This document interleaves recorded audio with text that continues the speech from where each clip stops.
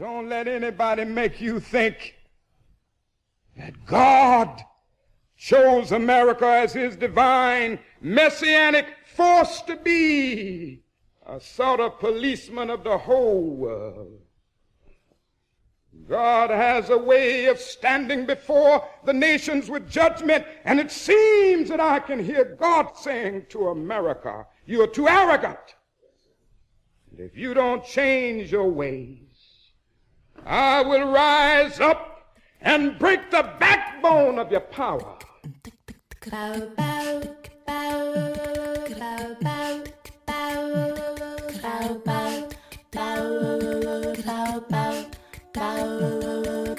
Hotep, which in the language of ancient Egypt means we come with justice in peace. Welcome to Freedom Now, a Saturday Pan-Africanist and Internationalist World Affairs program. Freedom Now is committed to the principle of the rights of all peoples and nations to self-determination. We thank you deeply for your contribution to KPFK, which permits programs like Freedom Now to stay on the air. In this era of corporate acquisition and co-optation of all dissident media, we provide the microphone, challenging their corporate and racist point of view. So stay tuned for agenda here at Freedom Now.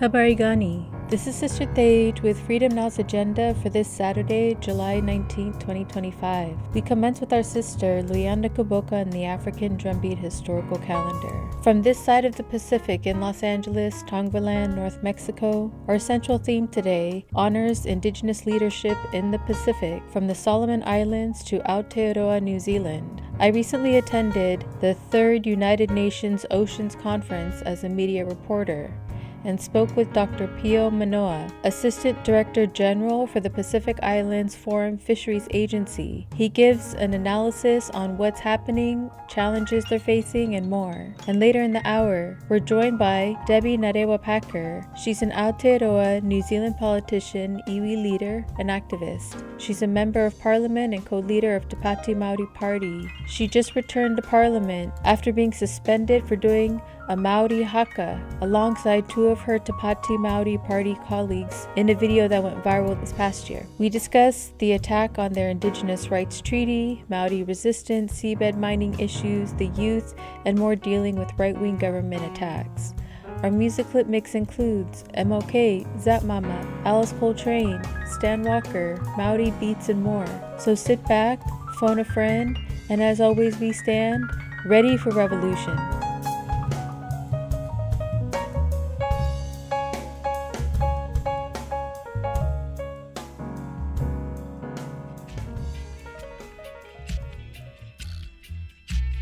Buenos dias.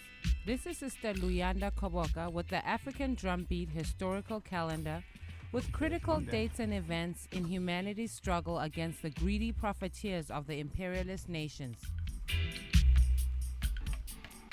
July 18th, 1964. The Whites Rebellion breaks out over the issue of police brutality against African men, but was the tip of the iceberg of African people's frustration with the racist structure of the U.S. government. The Watts Rebellion and the subsequent rebellions and the Black Power movement throughout the United States ushered in an era of appeasement, with Africans in the United States being given access to European universities, jobs, military, non-profit funding, housing, and much more, all in an effort by the ruling class to co-opt the potential revolutionary growing consciousness of the masses. They also wanted to demonstrate to the world, and especially the newly emerging African and Caribbean countries, that the U.S. was removing the old shackles of segregation and ushering a new era of integration. The U.S. was competing with the Union of Soviet Socialist Republics for ideological hegemony throughout Africa, Asia, and Latin America. July 18, 1936. The start of the Spanish Civil War, which by many was considered the most important social revolution in Europe of the 20th century. Workers organized self-managed factories, and peasants organized voluntary collectivization of villages and farms. This was the first European war against fascism, which would come to characterize Germany and Italy and lead to World War II. Many anti-fascists of all nationalities in the spirit of internationalism joined the ranks of anti-fascists in the civil war against General Francisco Franco, who overthrew the democratically elected Republican government. The fascists included the landed elites, the urban bourgeois, the Roman Catholic Church, and other conservatives who fully supported the rise of fascist state of Spain. July 19, 1928. Ngarewa, led by Aba rebellions of 1928 in Nigeria.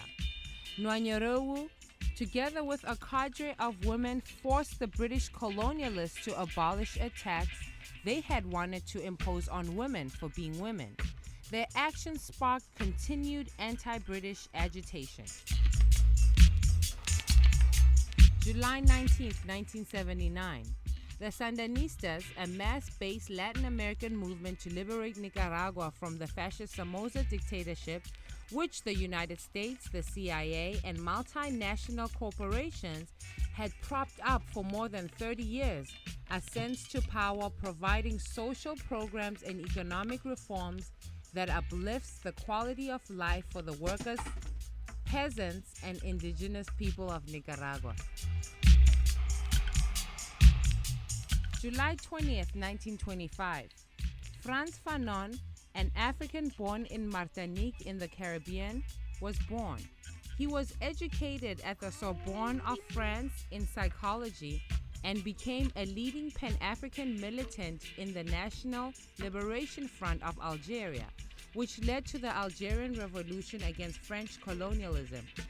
He authored numerous books on the psychology of oppressed versus the oppressor, including The Wretched of the Earth, a mandatory reading for the Black Panther Party, SNCC, and numerous revolutionary movements throughout the world.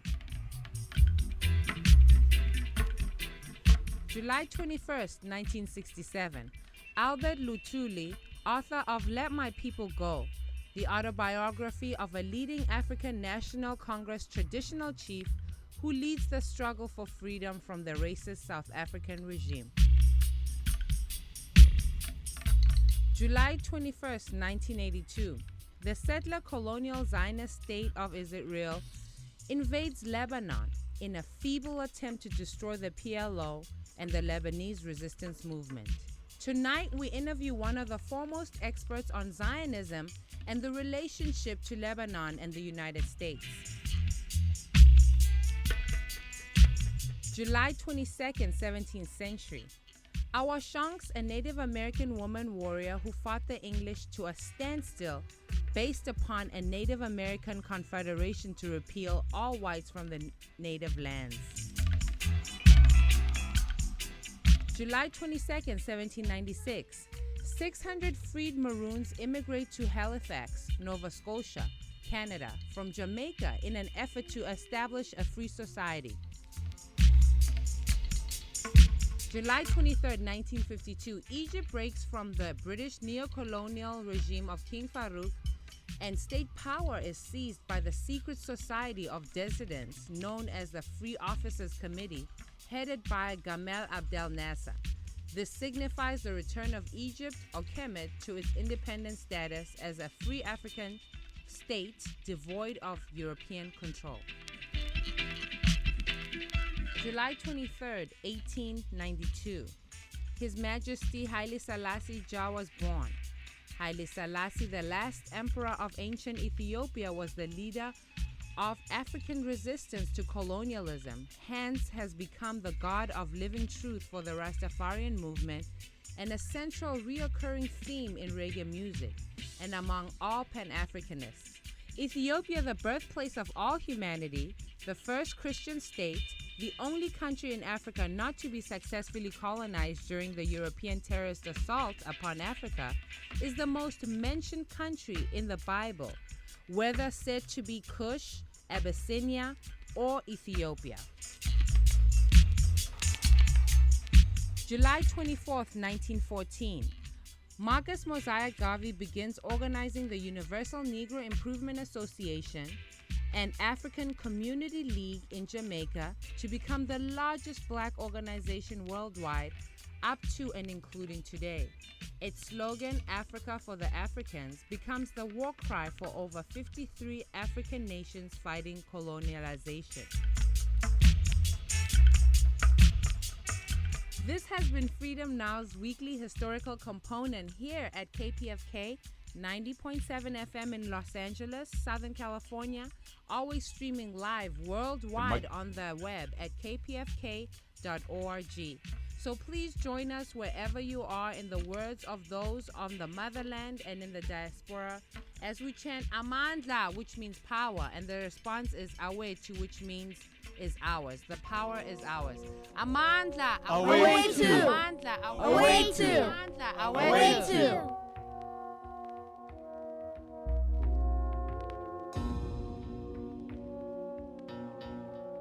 We have lived and seen the passing of a century, the life of Frantz Fanon, also known as Omar in his Algerian life. This remarkable intellectual, this truly world-changing revolutionary figure, this man of many personalities and transformations, is still with us because he's still in our mind. He still informs our thinking. And when we read him, we meet him at the deepest levels of thought and resistance to colonialism, to imperialism, to oppression, and for freedom. His voice was a voice not just for Algeria, and certainly not just for Martinique. His voice was for the world, and his messages about resistance to colonialism, decolonization, and revolution against the forces of global oppression still ring like bells in the night. His words are memorable. His message will last as long as men and women fight for freedom on this earth. His words have been translated into over a dozen languages, and they're still traveling in the minds and on the lips of millions. Frantz Fanon, 100 years. See you in another century. With love, not fear. This is Mumia Abu Jamal. These commentaries are recorded by Prison Radio. Yes, this is Sheikh Bilal Abdul Salam Bey, a prisoner at the Hutchinson Correctional Facility here in Hutchinson, Kansas. This is my final update, letting everyone know that I will be released on August 29th of this year. I will be going to Wichita, Kansas. So hopefully those who have supported me over the years will stay in contact. If anyone wishes to reach me when I get out, you can do so by calling the phone number, which my phone, which will be 316-587-4992, and ask for Sheikh Bilal, and I will be available throughout the daytime. And those who have supported me, I appreciate all of your support, and I appreciate everything that y'all have done for me over the years. Thank you all for your time, efforts, and energy. Once again, this is Sheikh Bilal Abdul Salam Bey. You all have a blessed day. These commentaries are recorded by Prison Radio.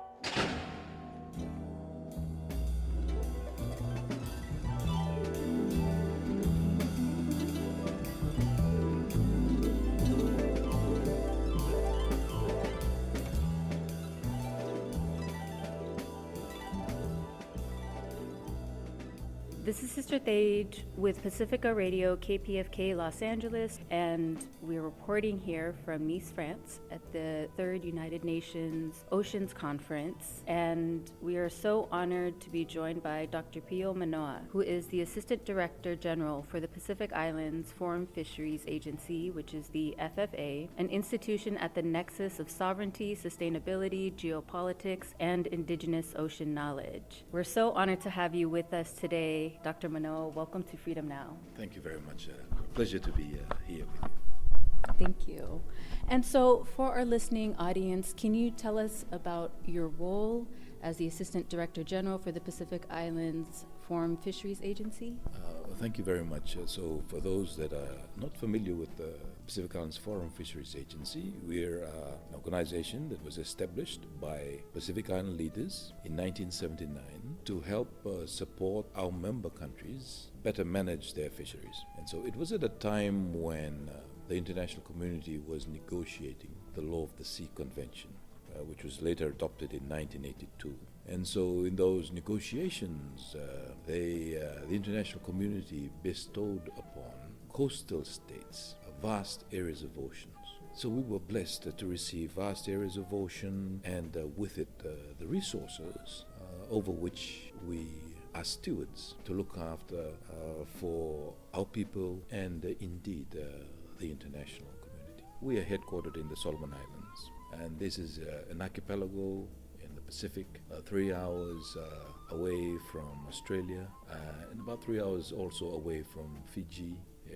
And we're headquartered in the capital of the Solomon Islands, a place called Honiara. Wonderful place. Dr. Manoa, you recently reported here at the United Nations Oceans Conference that Pacific nations are advancing progress on the United Nations Sustainable Design Goal 14.4, the regional fisheries bodies. But given the rising overfishing and pressure from foreign fleets, are these bodies truly empowered to protect Pacific sovereignty, or are they being undermined by global political and market forces? This is a very weighty question with a lot of aspects to it. And so I'll go back again to say that we're the Foreign Fisheries Agency, established by our leaders, is considered to be an indigenous organization that's working primarily for the interests of our coastal states. We have 17 member governments that we are responsible to. 15 of those are small island developing states. They're all resource owners, responsible for the fisheries that we are blessed with. And so as a regional fisheries advisory body, we have a role to play. And our role is primarily to meet the interests and priorities of our members. So in undertaking that role, we are mindful at the Secretariat of the various factors in play. And that includes the geopolitical landscape, the geostrategic landscape that the Pacific is in. We also are quite mindful of the interests of the various entities and states that come into the region to extract our resources. But primarily, as I indicated, our focus is on our member governments. And these are our priority in terms of meeting their interests for the current and also our future generations of Pacific Islanders. And so with nearly 40% of global fisheries overfished and scientific projections showing 20% loss of tuna biomass in our waters by 2050, what concrete steps is the Pacific taking to assert control before collapse hits us the hardest? The Pacific is unique. Compared to other regions of the world, the Foreign Fisheries Agency is responsible for supporting our members manage the offshore fisheries resources. And we are proud to say that compared to other regions of the world, the key tuna stocks in the Pacific Ocean remain healthy. This is a different story in other regions of the world. And the reason why the stocks are healthy is because of the leadership of our member governments in working within regional and international fora to look after the stocks to ensure the ecological sustainability that is talked about. So our region is different. We are actively working because we know if the stocks are unsustainable, it will affect our governments, it will affect our communities that rely heavily. Your readers may not be aware that for most of our Pacific communities, our significant reliance on fish as a source of nutrition means that it almost constitutes about 70 to even 80% of the diet. That shows significant reliance of our communities on fish. So it's important that we maintain sustainability in the long term. So perhaps I'll speak from my region. And the region is things are looking good, and we will work to maintain it. Yeah? And I think other regions around the world can learn a few things or two from the Pacific region and the efforts of our members in ensuring sustainability. And so with that, Dr. Manoa, you stated that in your presentation that we don't have the luxury to choose otherwise. With climate change threatening our fisheries and the Pacific receiving just 0.22% of climate finance, how do we interpret that? Not just as a funding gap, but as a deep injustice. Indeed, you consider the situation of small island developing states in our region. We are not responsible for emitting significant amounts of greenhouse gases into the atmosphere, yet we bear the brunt of the effects of the activities and actions of the developed world. We will bear the brunt. And our scientists are already telling us that with extreme scenarios with respect to climate change, there will be a significant impact on our fisheries. They are telling us that our fish that's currently found in our waters, our tunas, will migrate eastwards, away from our exclusive economic zones onto the high seas and moving towards the Eastern Pacific Ocean, which means that our communities that rely heavily on the tuna will not be able to access when the fish go out of our zones, which means that our governments that rely heavily on the revenue from the fisheries resources will also lose out. It's a significant impact on our livelihoods, on the economies that our member governments rely on for their existence. Yes, so I think when we look at the impacts of climate change, our leaders in the Pacific have repeatedly said this is a serious, even the word existential threat has been used to talk about the impacts generally. In the fisheries context, significant. Dr. Manoa, international instruments are often seen as a technical tool, but many come with strings, from donor control to hidden agendas. How do we ensure these frameworks don't just reinforce colonial patterns under a new name? As small island developing states, most of our members are in a situation where we have to balance our role and our engagement in the international community on the one side with our capabilities and our limitations on the other side. As you'd appreciate, our administrations, the majority of them are small administrations. And so with the introduction of a plethora of these instruments coming in, our members face a significant challenge on how they'd be able to accommodate these new requirements should they wish to join them, and how they would need to implement all the obligations arising. In international fisheries treaties, there is a provision that is captured to try and accommodate the interests, particularly of small island developing states. And that is under the umbrella of a term called the need to recognize the special requirements of small island developing states. The special requirements will include capacity limitations, the need for training, for instance, the need for resourcing of various initiatives that needs to be taken at the national level. So the biggest challenge we face is if these new requirements are brought in, if our members do decide to become parties to these new treaties and arrangements, there must also be adequate provision made to support small island developing states in implementing those obligations. Otherwise, we are left with a situation where the member administrations in the Pacific are overwhelmed. There's a term that has been referred to in international treaties, and that is there will be a disproportionate burden of conservation action that's placed on small administrations. And I think there is a need for partners beyond the region to keep that in mind. There was always a need to ensure that the support is available to help smaller administrations implement obligations from these new arrangements that are being introduced. And Dr. Manoa, if climate collapse, overfishing, and geopolitical intrusion continue, what's at stake for your children's generation in Solomon Islands? And what does real sovereignty over the ocean look like in 2050? I think there are more than 2 or 3 different points in that question. First, let me say that climate change will have a significant impact on our communities. Generally, that's clear.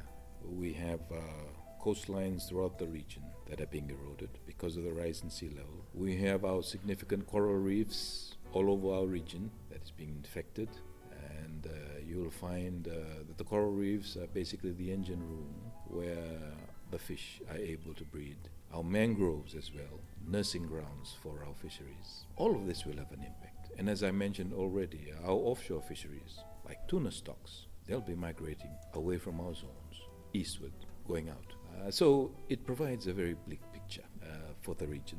When we participated in the climate conference of the Pati, we always indicate that our objective to the international community, our message is always that we need 1.5 degrees to stay alive. In reality, it is going beyond 1.5 degrees at the moment. So we are faced with a situation where there's a losing battle here. So I think there's a need for stronger action, stronger commitments at the international level. We need meaningful action, less talk. We need things that will be able to benefit our people, considering that in our small island developing states, communities, all we have are the resources of fish.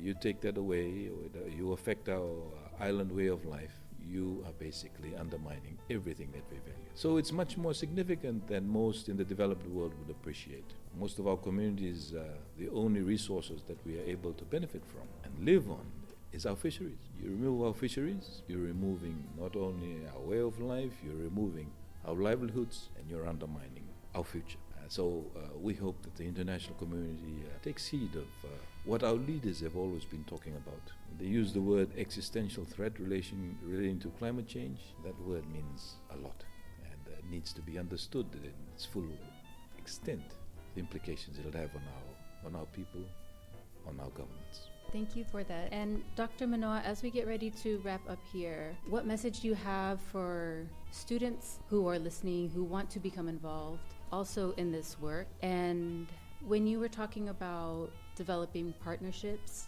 what does that look like? Is there any specific organization or government that you can put on our radar? What does this look like in your eyes for our listening audience?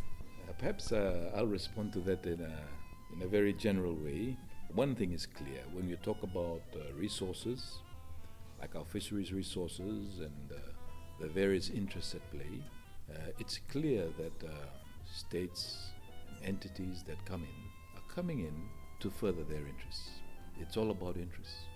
And what we really need is we need genuine partners. We need persons that consider the interests of our people, of our region, first and foremost, rather than perhaps interests that lie elsewhere. Thank you. Do you have any information where you can guide our listeners where we can go to find out more about the movement in the Pacific?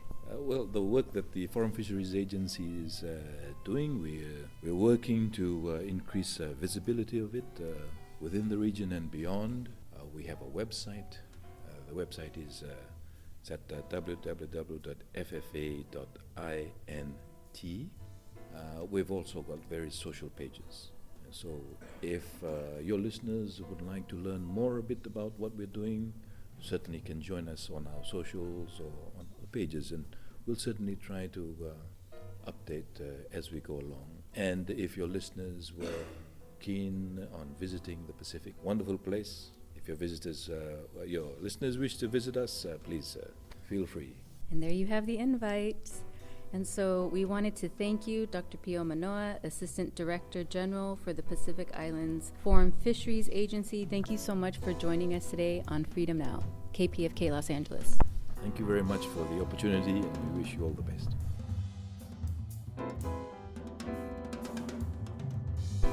This is Sister Flora, and you are listening to Freedom Now at KPFK 90.7 FM in occupied Mexico, including Los Angeles, 98.7 FM Santa Barbara, 93.7 FM in San Diego, and streaming live on the web at kpfk.org. Today's program, as well as 10 prior editions, can be reheard at kpfk.org/audio archive, and scroll down to Freedom Now. From 12 to 1 p.m., following Freedom Now is our sister Assumpta, with Spotlight Africa addressing issues facing Mother Africa. For a truly alternative international perspective on world affairs, check out RTTV Russia, CCTV China, and online at Presna, Latina Cuba Telesur Venezuela, News 24 South Africa, and Press TV Iran. And before we go to our next interview, we're going to go to a clip of the New Zealand Aotearoa Parliament from November of 2024 when the Pati Maori Party members, when they did a Maori haka in Parliament. We're in the middle of a vote. Mr. Speaker, I call that a personal vote. No, sit down. We're in the middle of a vote. Mr. Speaker. A party vote has been called for. There's a process here. New Zealand National. 49 votes in favour.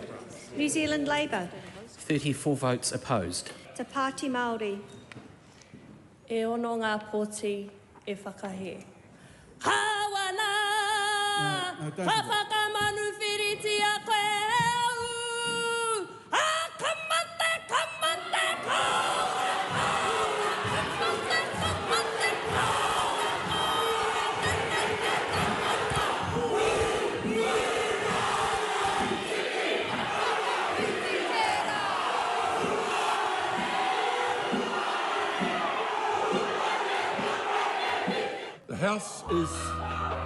The House is suspended until the ringing of the bells. Te mate ao ne tētahi ki tētahi. Te whiri o ngā honua o tētahi ki tētahi. This is Sister Thage with Freedom Now, and we're so honored to be joined by a fearless voice for Indigenous rights, environmental justice, and decolonization, Debbie Ngarewa-Packer. She's a Maori leader, activist, MP in Parliament, and co-leader of Te Pati Maori, the Maori Party in Aotearoa, also known as New Zealand. Debbie has a relentless advocate for her people, challenging colonial systems from inside Parliament and on the front lines, whether fighting deep-sea mining, pushing for justice in health and criminal systems, or asserting Maori sovereignty through powerful acts of resistance. As Indigenous movements around the world, from Standing Rock to Palestine to the Pacific, intersect in their fight for land, life, and liberation, her leadership offers crucial insight and solidarity for all those confronting colonial and neo-colonial power structures. Debbie Ngarewa-Packer, it's such a great honor to welcome you to Freedom Now. Kia ora, such an honor to be here. I had to record you, so I'm like just as excited as you to be interviewed. So thank you. I appreciate the humbling interview, and also acknowledge all our other brothers and sisters and everyone else that's out there fighting the good fight. So kia ora. Right on. Yes, here in Tongvaland, Los Angeles, North Mexico. So solidarity. And so as we jump right in, for our U.S. listeners who are unfamiliar with the Maori struggle, can you tell us about the Te Pati Maori Party you represent in Aotearoa, New Zealand Parliament? Yeah, sure. So in case those who don't know, we are Aotearoa, which is our traditional name for the islands of New Zealand. We're in the bottom of the world in the Pacific, and we were the last of the nations to be colonised. So as a consequence, we have a treaty, the Treaty of Waitangi, or Te Tiriti or Waitangi. And that's the basis of our political movement. We're the only Indigenous treaty-centric political movement in the New Zealand Parliament system. And we were formed in 2004 by one of our esteemed aunties. She became a Dame Tariana Turia. And we were formed in response to the confiscation that was going on from the Crown at the time to our foreshore and seabed. And by the Labour-led government, to be honest. So she was formerly a member, and she pioneered in the spaces of us reclaiming our health, us addressing our inequities in health and education and justice. And then we had, around about 2017, the movement went through a pretty heavy time. And for the first time since its inception, 2004, it didn't make it through to Parliament. And so 2017 to 2020 became a mine and Aori Waititi's stint to get the party back to full strength, and we were fortunate to be elected back into Parliament in 2020, so that was 2. And then in 2023 we brought another 4 more MPs into New Zealand Parliament system, and including the youngest, who you've probably all met when we all did the haka. And so we have come back in full force with a very loud voice against a political climate in New Zealand that isn't too different to, I think, what others are experiencing in the US, with an extreme right right-wing government who have been trying to silence our voices. So it's been a real challenge to grow an Indigenous movement with a background of having an Indigenous treaty. So yeah, that's who we are as a movement. So 6 of us. Last week we unfortunately lost one of our MPs, and we're going through a by-election. So there's no easy day in the life of being a privileged Indigenous persons, but the rights and interests of us carry on as we continue to act in her honour and go through a by-election for a new MP. Right on. And so we do want to go more into the treaty. So for our listeners, can you explain the significance of Te Tiriti o Waitangi, the 1840 treaty between Maori and the British Crown, its ongoing betrayal, and how that history shaped the colonization of Aotearoa? Yeah, thank you. I mean, I guess one of the advantages of being the last of the nations colonised, and obviously at this end of the world it was by the British, is that we had seen what had happened across a whole host of Indigenous nations and peoples and First Nations people. So the treaty was, as the settlers started arriving, our ancestors, our tupuna, could see that they were arriving from England. They were unruly. They had, as Maori, we have traditional practices that are thousands of years old. I often tell people that Maori are the most regulated people by cultural practice than anyone else we know in the world, and which we call tikanga. And so our ancestors could see they were arriving without rule, without law and order. And actually, to be honest, I felt a bit sorry for them because, they could see the indignities that they were putting on each other. So we agreed, 500 of our rangatira, our chiefs, signed with the Crown at the time, who was Queen Victoria, her representative, signed the Treaty of Waitangi, which is kept up north in Waitangi. It's our founding document, and it asserts our rights and our obligations, our interests that we have, and continues to assert that we never ceded sovereignty. So it protects our sovereignty, it protects our genealogy, our right to have uninterrupted self-determination, our rights to make sure that all our treasures, our taonga, such as the environment, such as our reo, are preserved. And it's made up of 3 articles, and it's continued to be, it's interesting. In 1840 it was signed, and it was continued to be a point of contention where the settler governments, and we continue to have settler parties running us, have completely dishonoured and disregarded Te Tiriti o Waitangi. So with colonisation and the settlers came land confiscation, illegal land confiscation, displacement of our reo, the forced removal of our people, imprisoned without cause or without any type of justice. And you may have heard about Parihaka and Taranaki, which is where I come from, and we've had the passive resistance, which the Crown had no respect for and came in and murdered and raped women and children. So and that has been sadly the tone of the relationship set with the settler government. And in about the 70s and 80s we saw an acknowledgement of the breach of treaty, and we've continued to see the standing up of tribal infrastructure to address those settlements. So I guess like many, we have had massive land marches. We have had massive activation and protest to uphold our rights. Just as late as last year, November, December, when we had the largest march and activation of Maori and non-Maori side by side, to continuously push back at settler parties that disrespect the intent and the integrity of the treaty. So and so we say that the treaty protected our rights. Not only acknowledged we never ceded sovereignty, so we were never, there was no conquest, and it continues to ensure that we assert our self-determination in advancing our vision for decolonisation. And that's what Te Pāti Māori's whole existence is about, really, and you can guess how much they love us. So with that, what does it say about the state of Aotearoa, New Zealand's democracy, that you and your fellow Te Pāti Māori MPs were suspended from Parliament recently for exercising your rights to do a Maori haka, as seen in the video? So can you kind of walk our listeners through what happened and how that moment reflects the broader fight against colonial violence and so-called democracies openly faced today?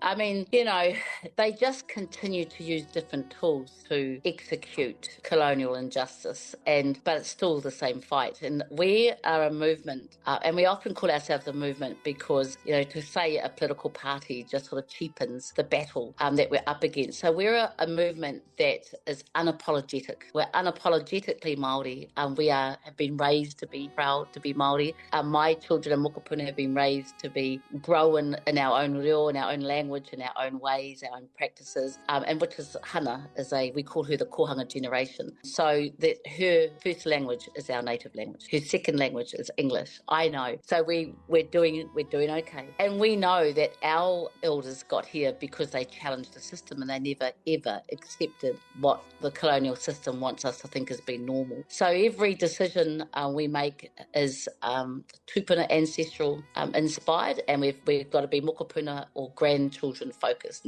And we, like many, know, get out of the way and just let Māori look after Māori. Don't talk about us without us. Don't walk about us without us. And that's been our own space. So when we've got in place at the moment probably one of the most extreme right-wing governments, I'm pretty sure they're reading the playbook of Trump. So the race relations in general with this government is at its lowest it's ever been. And we've had to be really active, very principled, and quite provocative in holding our ground where we've got a government that has tried to wipe out our treaty, which effectively wipes out, it uses these terminologies, one law for all. We don't want race-baiting, laws or legislation, which is actually their way of saying we don't want to recognise that colonisation never happened. We don't want to recognise that Indigenous peoples exist. We all arrived here together, which is just nonsense. So these are a whole lot of aspects that we've had to do, including standing up and doing the haka to what was the most repugnant,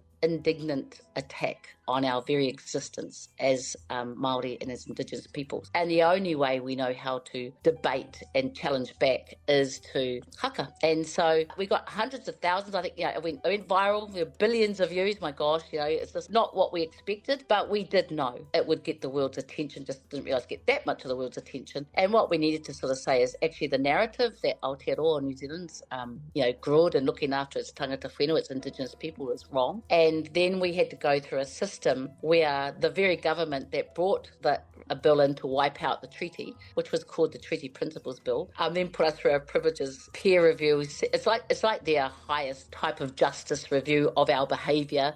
We witty like this, I don't know if you know, but I was accused of doing a gun, all sorts of ridiculous things to demonise us with our actions of our hands, and there was a whole thing to try and make us, look like extremists, and we're, unruly and uncouth, all the words that colonisers talked about us before. And so the people who made the law, who we were, standing against, were the people who judged us. And, obviously we got unprecedented suspension. No one in the world had ever seen anything like that happen. It's never happened in New Zealand before. And it was more about the fact that we played up and didn't play their game. We embarrassed them. And, we've got to continuously push against this government, because the reason it's wanting to wipe out the treaty isn't just because it doesn't like Māori. It's actually wiping out the treaty because that's a protection mechanism we have to stop the exploitation of corporate entities, the exploitation of our environment, of our resources, of our communities. So, we've got a bit going on at the moment, but, we're up for it. And, like I say, it's really elevated our youngest MP, and she continuously reminds us that there's a generation here that Māori and non-Māori who don't buy into the politics or the narrative, and they love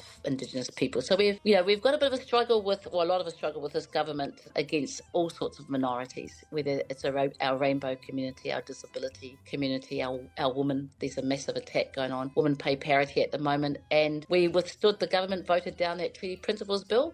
We've now in another hearing where the government trying to come at it through a back door to get rid of the treaty. So we are in a real, again, we talked about systemic racism and how it's operating in Aotearoa. I think the colonisation and colonial behaviours and the constraints and the constructs, they always default to the tools that they have utilised before.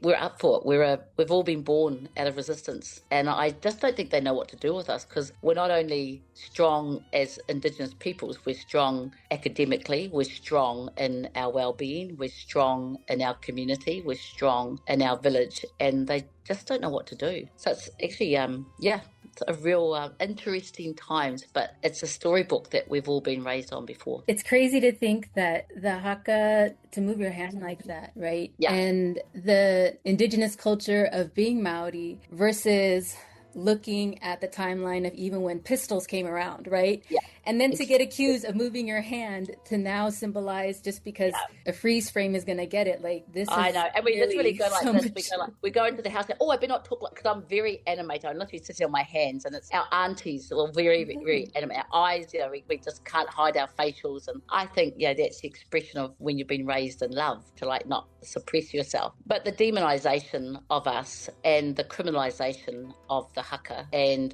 the way that this government has, tried to rein and pull us into their construct and normalise. We had some of the other opposition parties, but who stood with us, but their party made them apologise. So I know. So there's lots of dynamics, and we could say, well, that's the way that settler parties. You could be Maori, but at the end of the day, you're owned by Pākehā masters, colonial masters, who will state to you how you are allowed to be Indigenous. And so I think that's the freedom. We know the responsibility, and I don't think, we were sort of laughing because I don't even think I've ever been kicked out of the house before. So my first discipline was 21 days. I'm like, and I think that's the ridiculousness of how confronted they were with our behaviour and how offended they were with us resorting to our most natural position of challenge back to the very, somebody trying to challenge the very existence. So, and we've got other things. This government's trying to stop Māori being in local government and trying to silence our voices in multiple spheres. They've cut back our language funding. They've cut back Māori health assistance and all these sorts of things. But we keep saying to everybody, this is a moment in time when you're born of resistance, your DNA is like, it's wired for the long game. And I think a lot of them are very old and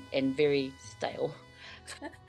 They don't like it if you try to decentralize the Eurocentrism in hearing that, basically is what I'm hearing you say. That's is right. The centering Indigenous values, and it's that ideological. Well, ethnocide always comes out in that way. We get let's chop this culture, let's chop their environment, and honestly, it is just a repeat of what we were raised to know that happened in the land confiscation period. But the other side of it, and I don't want it to look like it's when you've been created in a nation and the systems are built of colonisation, racism, and exploitation of your people. The struggle that we have for our own freedom and liberation is one that in this generation has got some great allies. So our education system and our younger generation, and the mere fact that we all have mokopuna grandchildren from every culture within our families and villages, they're struggling because there are just as many non-Māori. So we had 100,000 plus to a big march, 300,000 submitters in the parliamentary system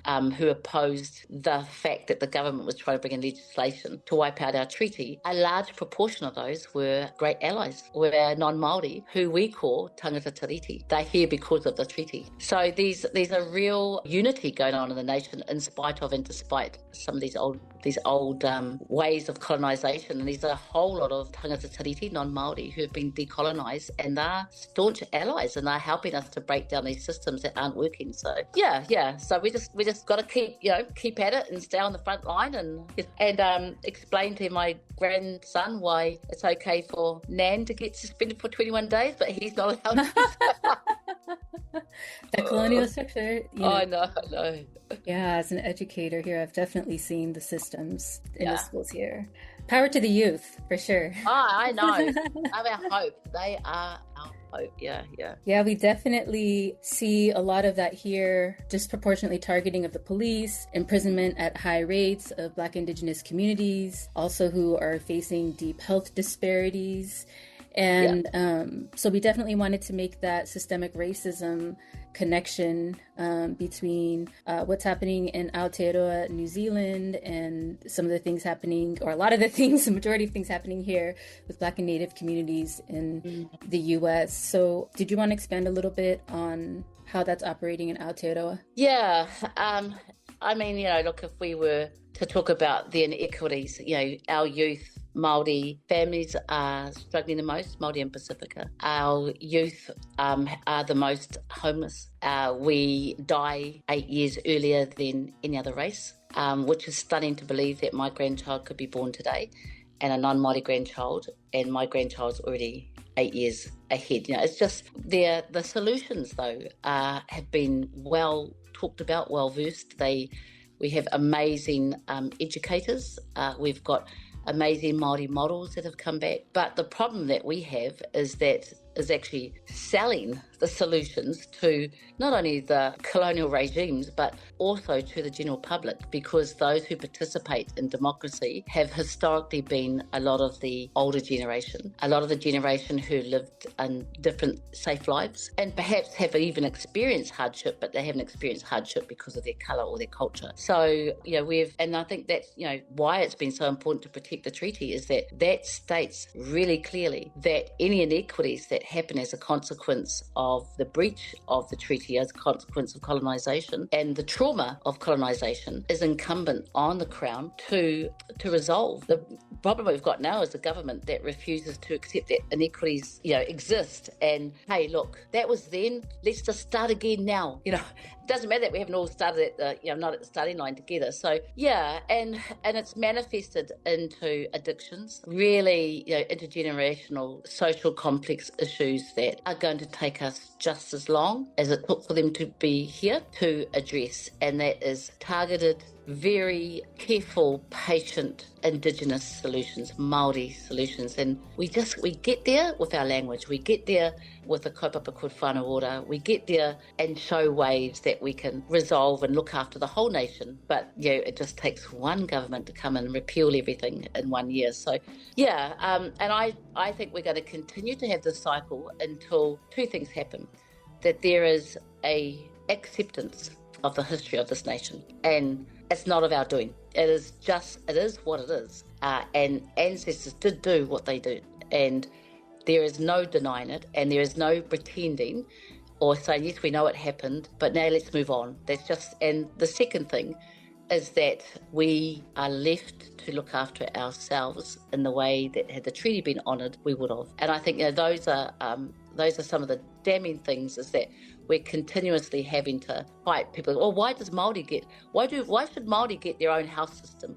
Why should Māori get their own education? Or the fact that we are, enduring high disparities, the fact that we are the highest unemployed, the highest incarcerated, the highest dying, the highest with all the, medical conditions that could be resolved.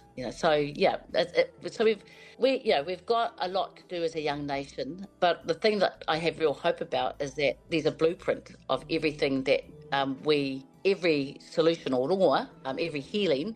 There's a blueprint. There's something that's been left for us to be able to start from. So it's simply restorative, simply restoring our tino rangatiratanga and our right to live uninterrupted, with dignity in our worldview, in the way that we spiritually and culturally deserve to. So it's crazy. Such a simple solution, but I mean, the attack on the youth and hearing that the youth are the most homeless, and that's who we look to, especially even in some of the work, in the next generations, multiple generations ahead. I know we are kind of running out of time, but we wanted to definitely talk about the resistance against seabed mining. So even in, leading this work ahead of us and talking about extractive projects that threaten Maori land and ocean, can you speak about how defending the environment is an extension of Indigenous sovereignty as well? Yeah, sure. I mean, Indigenous sovereignty to us is our wakapapa, our lineage. And so when we talk about defending our ocean or our moana,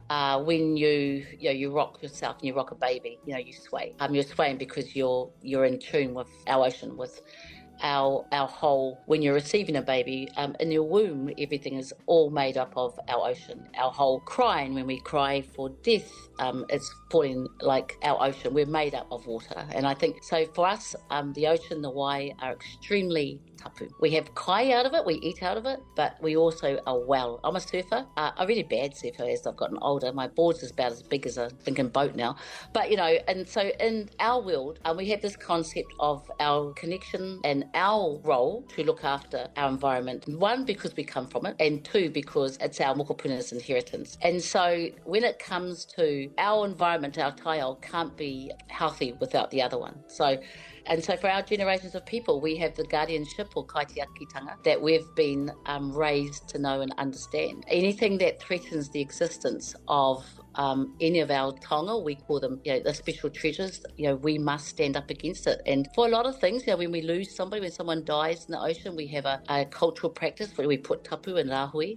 When some of the beds, the ocean beds or the reefs are being depleted, we put a rahui and a tapu. So we've been taught over generations how to help the ocean come back to life. But there is no lesson that our ancestors have left us to help bring the ocean back to life after seabed mining. Seabed mining trashes everything that's on the bed of the ocean, which for us is papatunuku. It's still our whenua, and our whenua is where our birthrights and everything come from. So, and then without the land, without the whenua in the ocean, nothing can grow. When nothing can grow, nothing can eat. And so our whole existence is based on our ocean. So when we had something like seabed mining come to us, which is really horrific, because not only is it being proposed to come into New Zealand for the very first time, it's going to be open up to the world for the first time. And we have this revolting Australian company, Trans-Tasman Resources, with no experience. It's never operated. The activities never happened. We've been fighting them for 12 years, and we've won in every court, which is crazy because Maori can't often say that. So we've won in every court, right up into the Supreme Court. And then recently, sadly, this government brought through a new law called Fast Track, which basically invited companies that have not been able to get through the legal way to come in through a backdoor politically. And these companies have been associated to helping fund various politicians' campaigns, political campaigns. So it's a really hard battle, and at the moment our role has been to mobilise the masses to, obviously we've been up for 12 years, so to bring the next generation. I've been to United Nations in Portugal and put the fight to everyone, and our whole thing is to get this government out, to get into government next year and to repeal this bill as fast as we can and protect the ocean for future generations. This is not the activity. It's not a sustainable activity. It's not an activity that would bring any justice to any communities that have to live with it. It has 50 million tonnes of sand that they're looking to take up for 35 years, take the minerals out of it and then drop the mud, drop the sludge, which will just sit and strangle everything the size of 600 square kilometres. So it's horrific, and the threat to it starting is real now, more than we've ever had. So we have got a massive campaign going. We've identified those with boats. Should it get through, and the activation that we have to do on water, which is going to be really tough for me because I'm only used to being on a surfboard. But yeah, we'll fight it to the end, and we won't give up because we know that once we let it in, the precedent set for our Pacifica nations, our cousins, will be just be devastating. So yeah, we've got a bit of a stink government here at the moment. So and again, so the reason why we're in politics is to use their own tools against them, and we've got growing support. We've been really humbled by the growing groundswell, particularly of youth that support our movement. And we just have to believe that everyone deserves to live well, particularly those of this nation. That's what our ancestors wanted, and that's what our grandchildren deserve, and we'll keep up the battle. That's what resistance, fighters for resistance and fighters for freedom do. And from this side of the Pacific in Los Angeles, our solidarity as well. And so for all of our listeners out there, can you give any kind of contact, website, social media platforms where folks can follow you to learn more about Te Pati Maori Party and stay updated on what's happening with the bill? Yeah, sure, absolutely. So I have Instagram, TikTok, and Facebook. Actually, I think we have Blue Skies too. No one does Twitter over here. And my name is Debbie Ngarewa-Packer. Also, our movement, which would really welcome you to come on board. We've got a huge amount of our other Indigenous global whānau family, is Te Pati Māori, TEPATI, and Māori MAORI. And you'll see all the MPs, and you can follow us to your heart's content, but most significantly, show us that you're there, because, us standing as one in unity, for freedom for all is something we're all born to do. And I respect and am grateful that you've wanted to hear our story. Oh, we look forward to so much more. It's been such an honor to be joined by you, Debbie Ngarewa-Packer, here on Freedom Now. And so we thank you for joining us today. Kia ora. Thank you. And in closing, we'd like to thank our guests. Thank you, Dr. Pio Manoa. Thank you, Debbie Ngarewa-Packer. Special shout out, thank you to Vita Tupo. Thank you to Phil McCabe. Thank you to our co-producers, Dr. Gerald Horne. Thank you, Brother Brandon, Sister Flora, and all those who made today's program possible. Please stay tuned for more KPFK programming coming up next. Signing off for Freedom Now, this is Sister Thage, and until next week, as always, we stand ready for revolution. We state these facts only to let you know that those of us who are revolutionary, Pan-Africanists, is not because we love revolution. It is historically determined, and we have no alternative but to follow history and to use history for the benefit of our people. Power to the people.